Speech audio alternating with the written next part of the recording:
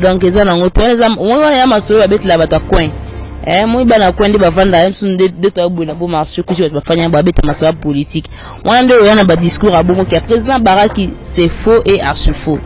Donc Félix a un pouvoir wanate par oboya eloko outi pa Kabila.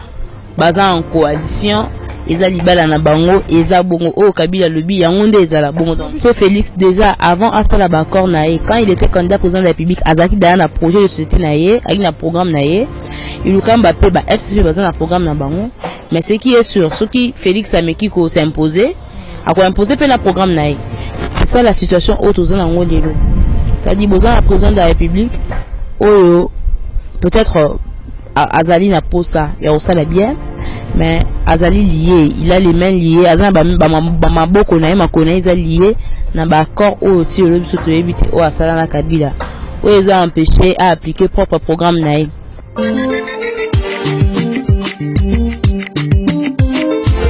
Mbote na mina nyoso bande kwa la dipe batali ya info Congo masolo to pesa kabino ba nouvelle to pe ba sango ya mboka ndenge ezali koleka en tout cas na ebi ete boza ebele vraiment yango wana ezali kosanga esengo ko ba ete boza ebele vraiment boza na ndabiso sikoyo en tout cas boza pete bo s'abonner lisusu ebele na info Congo masolo chaîne oyo ya munene to umen déjà na bino bo message déjà na biso na mbele bino oyo ndeko bino nyonso bo senganga des années bo senganga okoamba Gloria senga mukoni lelo en tout cas nazui Gloria senga pena yambie lelo na babike pane pena kopesa na bonjour Gloria. Bonjour.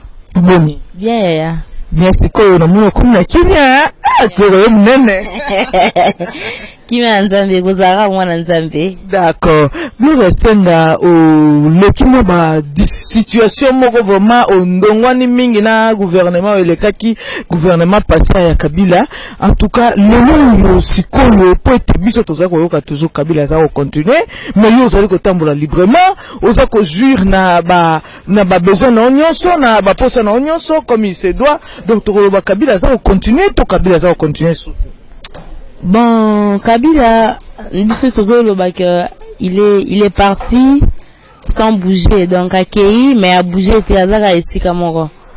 Cause la nanga libre, tant que tu bundaka te poto zala na ba menace, tu bundaka te poto zala tu vivre en clandestinité. Madame Bungarozo bunda, osa libre, osa en bonne santé. Bon, cause en bonne santé, ça n'a rien à voir avec Kabila.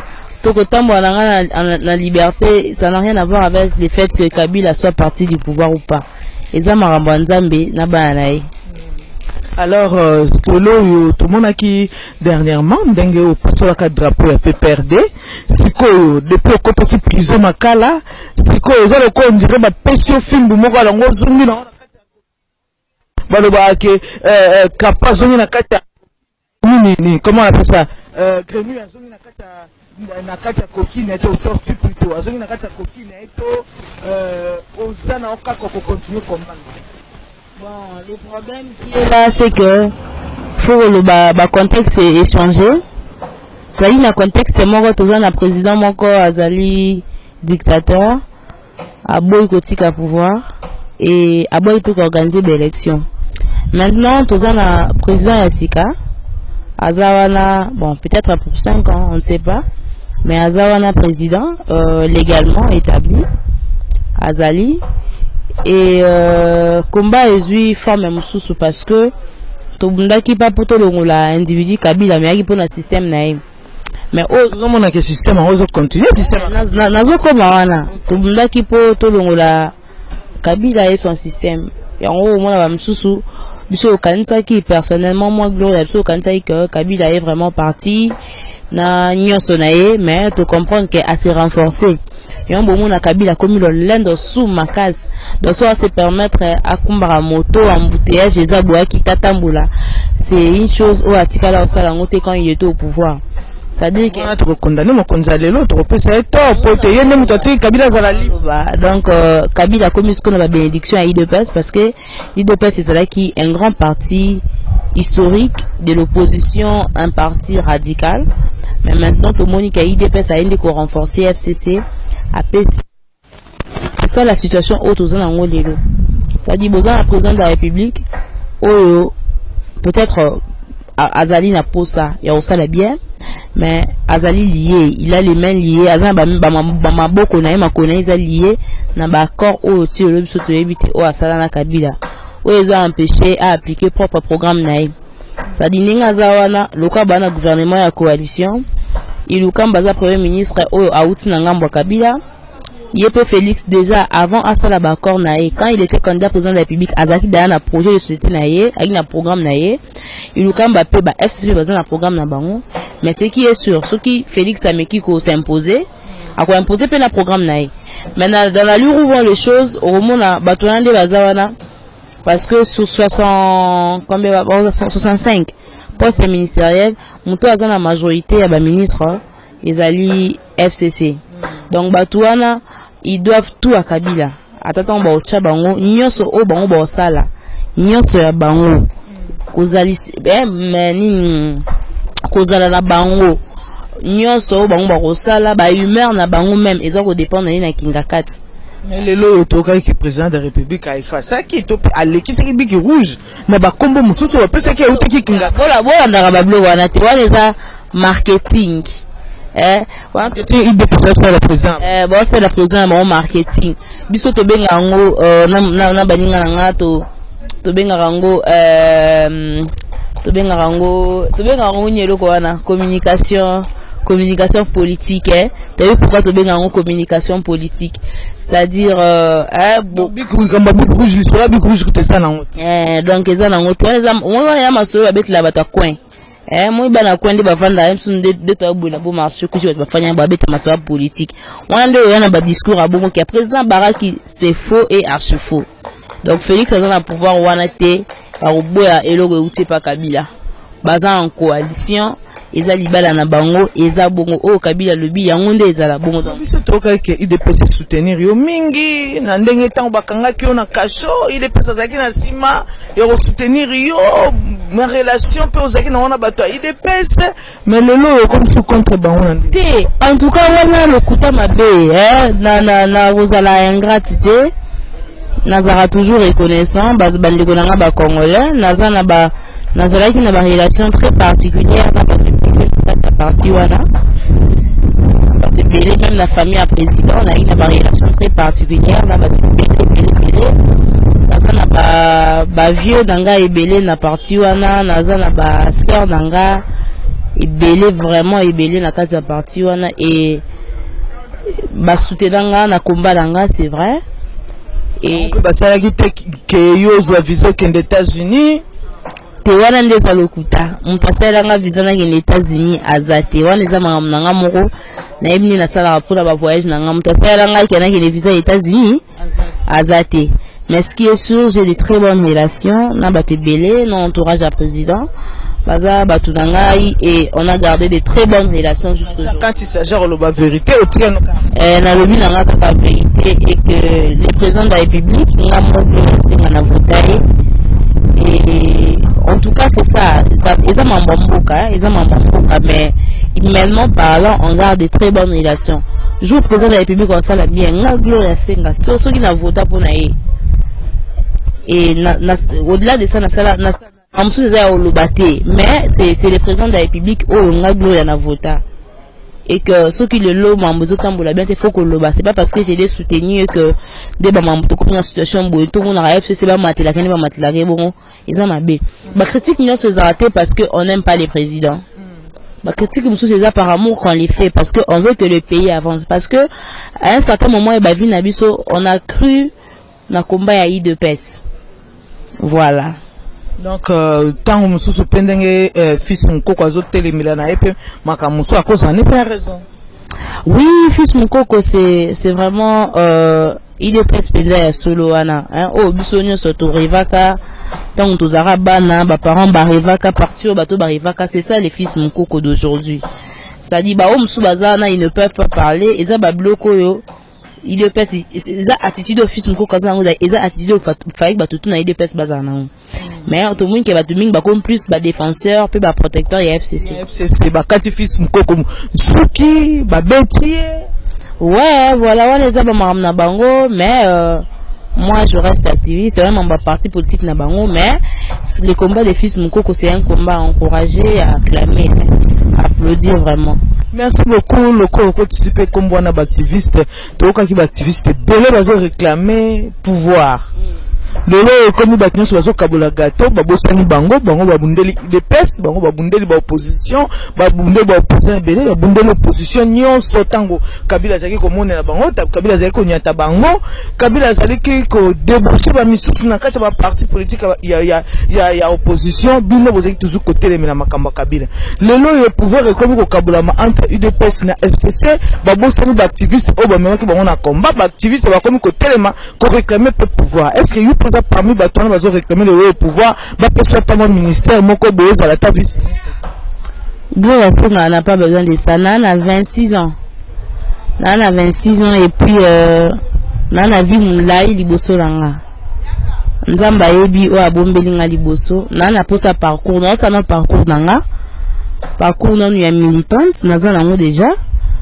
Batubé ba yebi nga quand j'avais 23 ans, 22 ans, mais même si ayi banga kala depuis au mois nanga iko monte est-ce que la bandina komba o na kola nango. Na pour sa parcours. Na pour sa parcours ba baninga o ba luka ba pouvoir wana ils ont droit na bango. Mais nga na sina lobaki yango 2023, j'ai fait de la politique active. C'est-à-dire ba même tout na sala rawana na sala nango. Mais nous avons la casquette ya activiste était dans sala en tant que politique. En tant qu'une personne où on a posé à pouvoir. Donc non ça on habite que pour nous pouvoir. Pouvoir na ndenge na yo. Na ndenge na nga c'est-à-dire nous allons vraiment. Lelo ya partage à gâteau. Ya partage à gâteau. Nga na posé à pouvoir. Mais pouvoir pour na kutuna kati ya assemblée nationale. Naza appelé député, naza molobeli. Na ça vraiment qui militantisme na ça la libanda ya balabala ya nzela wana. C'est-à-dire qu'on est exerçant qui nous défend le peuple sikoyo na kati sikoyo ya parlement. Donc ba réclamer ba poste wana et c'est logique hein, c'est-à-dire ba monique il faut ba kota politique mais ba monique même sous ba ministère. Mais nga gloire senga dans un principe o yanga ina bika naza boye nzamba eloko abombila nga parce que na avenir na 25 ans moi muke na nzamba okinanga nzamba aponilanga nde na okende na parcours nanga na ebi si 2022-2021 qui c'est si 2020 je vais m'annoncer que na ko annoncer officiellement que na tiki activisme na côté siko na politique pour na kende koluka pouvoir pour na changer ma vision na kamoko. Donc au tika la activiste était au télémena sous makamba fatite nous avons télémena makamba Kabila topé au continuer na au ça la vision non. Bon c'est-à-dire que na mincho toujours combattre coalition FCC cash parce que on les a opprobre pour la FCC cash les a opprobre tout combattre en haut. Le roi Félix Tshisekedi andimi koko babe pour nambo. Eza li babe pour nambo. Le roi Félix Tshisekedi andimi ko parler mariage wana. Biso tozana on va les combattre, to combattre Félix na politique na ya ma BNFCC wana. Mais soka sali bien. To beta maboko. Mais soka sali divorce.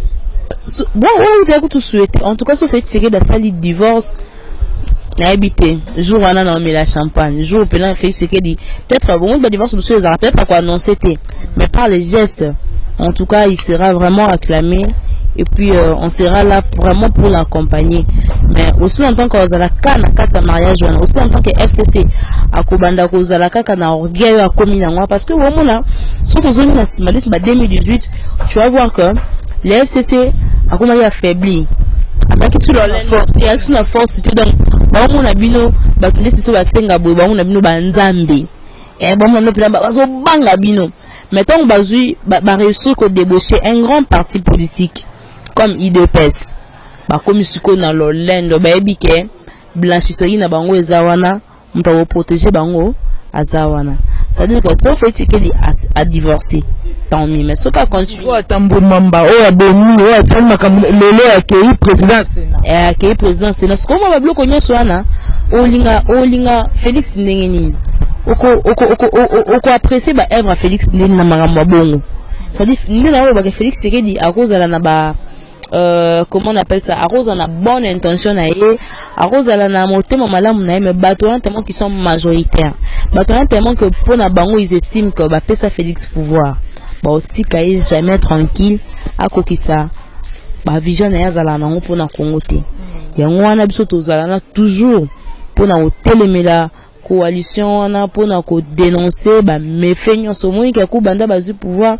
baskandale na baskandale badocument ezofuite 57 millions 180 millions basoti mouton oyo bazokosa bato wana eza escroquerie, c'est une vaste escroquerie nyonso wana babilo mosusu eza nango ka FCC nda mabe te avec le temps to comprendre que miyibi mpe bazalaki na bango na cash wana na kati ya IDPS c'est-à-dire ezalaki kaka politique ya po bango bakontinue akosala na bango wana koyibaka na bakommission ensemble bakommission kaka ndenge ezalaka babimisa mbongo ya mboka donc aussi longtemps que IDPS azalaka biso vrai face na ye donc po baza INC quoi IDPS INC cash bakontinue kolakisa biso vrai face na bango que politique na bango ezalaki ke Kabila alonga po bango baremplacer po bango mpe bayiba biso tozala wana juste mpona otelemela bango mpona olakisa bango ke Congo wana un temps tozosentir yo susu te malgré lobi ko ozala wana bokotelemela mais tozosentir yo lisusu sur le terrain te yo moto ozwa courage ya kozwa drapeau ya pe perdre kopasola yango lelo ni ozanga go ya senga lelo pe otelemi pe ozwi drapeau cash soki po ozwi ya INC na IDPS pasoli yango mpona kolakisa bango koza ozosepela coalition wana puis omoni wana eza ba non-violence, c'est ce qu'on appelle la non-violence active. Pour nous avoir violente, nous avons violence. Alors, il y a des moyens vraiment pour nous exprimer le bol nanga. Comment nanga na terrain te, oui, c'est normal, les laglois na terrain te, mais ben éviter on a bon ça. Donc au fond de tout jumelé ba stratégie est belé ba tout ba lemba ba action terrain pour nga naza en bonne santé énergie na ngezali jeunesse ezali donc ki bolenge mo ba ko mona ki bolenge zana ne belé donc jour na décidé ngai te pona kana lingomba na ngai na baninga na ngai ya mouvement jour to décidé pendant que to terrain et le labi solo rien ne nous manque.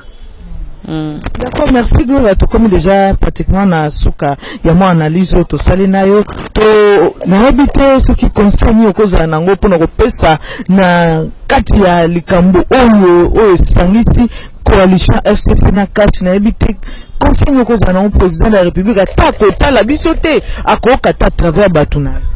Bon, concerne nga nango pona président de la République ils ont un bateau bandimilaki, c'est-à-dire au-delà du fait, au-delà que c'est X qui a gagné, c'est vrai qui a gagné.